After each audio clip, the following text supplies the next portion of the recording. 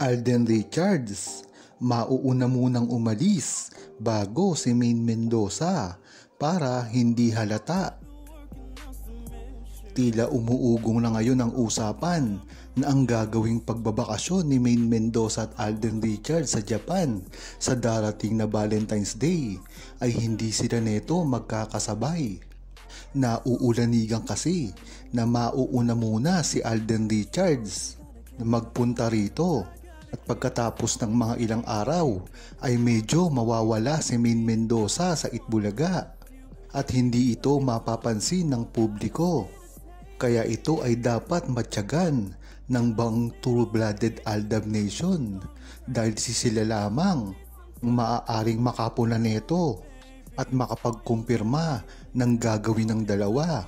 Kung matatandaan kasi ng buong Aldab Nation at ng mga sumusuporta kay Maine Mendoza at Alden Richards na ginagawa na nila ito dati pa sa mga nakalipas na taon, kahit pa time ng Kalye Serye at Itbulaga na magabandang 2016-2018 na talagang nauuna si Maine Mendoza at Alden Richards sa gagawing pagbabakasyon. Minsan dito ay sinusundan na lamang ni Maine Mendoza si Alden Richards papuntang Japan, ngunit magkaiba ng bansa na pinuntahan.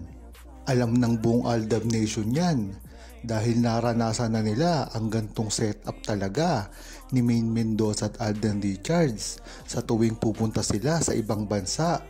May mga diversion din ginagawa kasi si Alden Richards pagpunta nito sa Japan.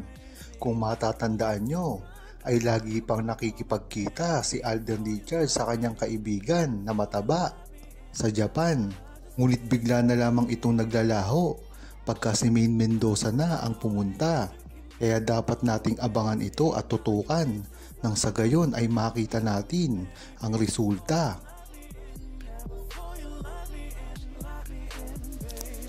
Huwag kalimutang mag-subscribe, comment at i-like ang video na ito.